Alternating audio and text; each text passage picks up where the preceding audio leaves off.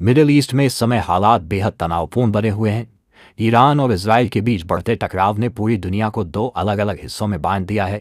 कुछ देश पुराने रिश्तों को निभाते हुए एक तरफ खड़े दिखाई दे रहे हैं, जबकि कुछ देश अपनी सुरक्षा और अपने हितों को बचाने की कोशिश में दूसरी तरफ खड़े हैं। इसी माहौल में सबसे ज्यादा नजरें भारत पर टिक गईं, क्योंकि हर कोई जानना चाहता था कि इस बार नई दिल्ली किस दिशा में कदम बढ़ाएगी। लंबे समय से भारत ऐसे मामलों में संतुलन बनाकर चलने की नीति अपनाता रहा है, इसलिए दुनिया को उम्मीद थी कि इस बार भी भारत शायद वही रास्ता चुनेगा। लेकिन इस बार जो हुआ उसने कई बड़े देशों को चौंका दिया।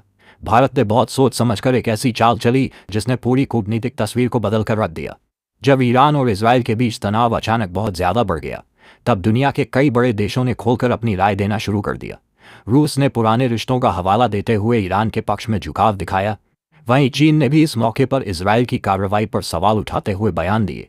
ऐसे समय में हर किसी की नज़र भारत की प्रतिक्रिया पर थी, क्योंकि भारत के ईरान के साथ भी पुराने संबंध रहे हैं और खाड़ी देशों के साथ भी मजबूत रिश्ते हैं।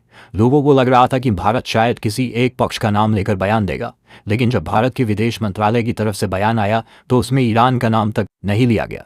इसके बावजूद उस बयान ने दुनिया भर के विशेषज्ञों को चौंका दिया। भारत ने बहुत साफ शब्दों में संयुक्त अरब अमीरात, बहरीन और ओमान जैसे खाड़ी देशों की सुरक्षा को लेकर चिंता जताई और उन पर होने वाले किसी भी हमले की कड़ी निंदा की। भारत ने यह भी कहा कि इन देशों की स्थिरता और सुरक्षा बहुत महत्वपूर्ण है और अगर उनके खिलाफ किसी तरह की आक्रामकता दिखाई देती है तो भारत उनके साथ मजबूती से खड़ा रहेगा। यह बात सुनने में भले ही एक सामान्य कूटनीतिक बयान लगे, लेकिन इसके पीछे बहुत गहरा संदेश छिपा हुआ था। दुनिया के कई जानकारों ने तुरंत समझ लिया कि भारत अब पुरानी कूटनीति की सीमाओं में बंधकर नहीं चल रहा। भारत अब अपने हितों और अपने दोस्तों की सुरक्षा को सामने रखकर फैसले लेने लगा है। यह सवाल भी उठने लगा कि आखिर भारत ने ऐसा कदम क्यों उठाया, क्योंकि ईरान लंबे समय से भारत का एक अहम साझेदार रहा है। चाबहार पोर्ट जैसे बड़े प्रोजेक्ट में भारत ने भारी निवेश किया है और दोनों देशों के बीच व्यापार और रणनीतिक सहयोग भी रहा है। इसके बावजूद भारत ने खाड़ी देशों के समर्थन में इतनी स्पष्ट आवाज क्यों उठाई? इस सवाल का जवाब समझने के लिए हमें भारत और खाड़ी देशों के बदलते रिश्तों को देखना होगा। पिछले कुछ वर्षों में भारत और इन देशों के बीच आर्थिक और रणनीतिक संबंध बहुत तेजी से मजबूत हुए। यह सिर्फ तेल खरीदने और वहां काम करने वाले भारतीयों तक सीमित नहीं रह गया है। आज स्थिति यह है कि संयुक्त अरब अमीरात जैसे देशों में भारत का अरबों डॉलर का निवेश है और वहां रहने वाले लाखों भारतीय हमारी अर्थव्यवस्था से गहराई से जुड़े हुए हैं। यही कारण है कि जब इन देशों की तरफ खतरे के संकेत दिखाई दिए तो भारत के लिए रहना आसान नहीं था। अगर खाड़ी क्षेत्र में अस्थिरता बढ़ती है तो उसका असर सीधे भारत की अर्थव्यवस्था, ऊर्जा सुरक्षा और व्यापारिक गतिविधियों पर पड़ सकता है।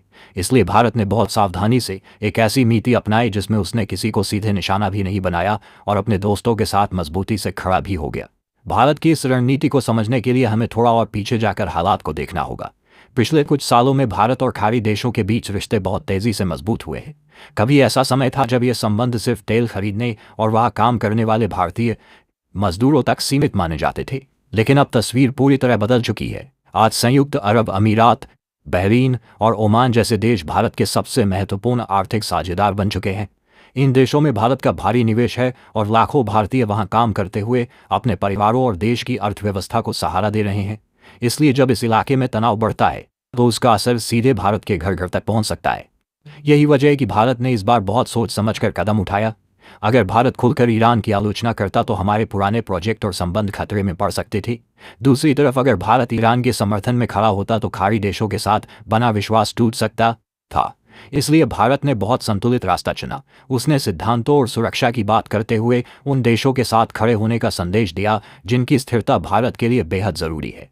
इस तरीके से भारत ने बिना किसी टकराव के अपना संदेश पूरी दुनिया तक पहुंचा दिया। यही वजह है कि कई विशेषज्ञ इसे भारत की साइलेंट डिप्लोमेसी का बड़ा उदाहरण मान रहे हैं। लेकिन इसके पीछे सिर्फ दोस्ती या भावनाएं नहीं है, इसके पीछे एक बहुत बड़ा आर्थिक और रणनीतिक सपना भी छिपा हुआ है। यह सपना है भारत मिडिल ईस्ट यूरोप आर्थिक कॉरिडोर का, जिसे संक्षेप में IMIC कहा जा रहा है। यह एक ऐसा व्यापारिक रास्ता है जो भारत को सीधे मिडिल ईस्ट के जरिए यूरोप से जोड़ने वाला है। इस कॉरिडोर के जरिए माल और ऊर्जा की आवाजाही बहुत तेज और सस्ती हो सकती है।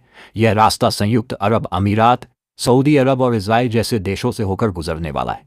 अगर इस पूरे इलाके में लगातार तनाव और संघर्ष बना रहता है तो यह महत्वाकांक्षी परियोजना खतरे में पड़ सकती है। इसलिए भारत के लिए यह जरूरी हो गया था कि वह उन देशों के साथ मजबूती से खड़ा रहे जिनके जरिए यह रास्ता गुजरने वाला है। अगर इन देशों की सुरक्षा खतरे में पड़ती है तो भारत के भविष्य के व्यापारिक सपनों पर भी असर पड़ सकता है। यही कारण है कि भारत ने इस पूरे मामले को सिर्फ दो देशों के बीच की लड़ाई के रूप में नहीं देखा। भारत इसे पूरी दुनिया की सप्लाई चेन और ऊर्जा सुरक्षा से जुड़ा हुआ मुद्दा मान रहा है। खाड़ी क्षेत्र में अगर एक भी बड़ी घटना होती है तो तेल की कीमतें तेजी से बढ़ जाती है और इसका असर भारत जैसी ऊर्जा आयात करने वाले देशों पर सबसे ज्यादा पड़ता है। भारत की रणनीति का एक और पहलू भी है जिसे अक्सर नजरअंदाज कर दिया जाता है। पिछले एक दशक में भारत ने मिडिल ईस्ट में अपनी रणनीतिक मौजूदगी भी मजबूत की है। ओमान के बंदरगाहों पर भारतीय नौसेना की पहुंच हो या संयुक्त अरब अमीरात के साथ बढ़ता रक्षा सहयोग, भारत धीरे धीरे इस इलाके में एक भरोसेमंद साझेदार बनता जा रहा है। यही वजह है कि बहरीन जैसे छोटे देश भी आज भारत की तरफ उम्मीद से देख रहे हैं।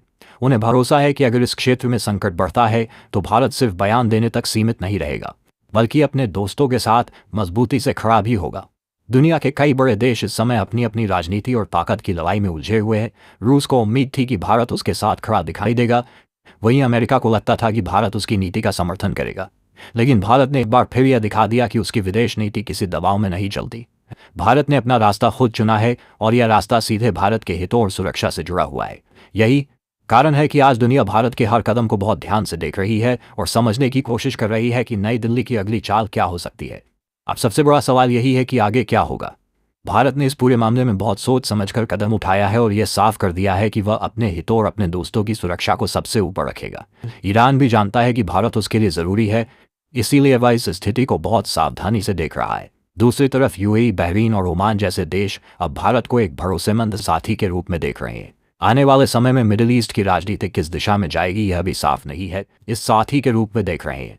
लेकिन इतना जरूर तय है कि भारत अब चुप रहने वाला देश नहीं रहा। दुनिया अब भारत के हर कदम को ध्यान से देख रही है और समझने की कोशिश कर रही है कि नई दिल्ली की अगली चाल क्या होगी। अब सबसे बड़ा सवाल यही है कि आगे क्या होगा। भारत ने इस पूरे मामले में बहुत सोच समझकर कदम उठाया है और यह साफ कर दिया है कि वह अपने हितों और अपने दोस्तों की सुरक्षा को सबसे ऊपर रखेगा। ईरान भी जानता है कि भारत उसके लिए जरूरी है, इसीलिए वह इस स्थिति को बहुत सावधानी से देख रहा है। दूसरी तरफ यूएई, बहरीन और ओमान जैसे देश अब भारत को एक भरोसेमंद साथी के रूप में देखने लगे हैं। आने वाले समय में मिडिल ईस्ट की राजनीति किस दिशा में जाएगी यह भी साफ नहीं है, लेकिन इतना जरूर तय है कि भारत अब चुप रहने वाला देश नहीं रहा। तो आप क्या सोचते हैं, क्या भारत की यह रणनीति मिडिल ईस्ट में एक नया संतुलन बना पाएगी या फिर आने वाले दिनों में हालात और ज्यादा जटिल हो सकते हैं? अपनी राय हमें कमेंट में ज़रूर बताइए। अगर आपको ये जानकारी उपयोगी लगी हो तो वीडियो को लाइक कीजिए, अपने दोस्तों के साथ शेयर कीजिए और ऐसे ही आसान भाषा में बड़ी खबरों को समझने के लिए चैनल को सब्सक्राइब करना बिल्कुल मत भूलिए। जय श्री राम।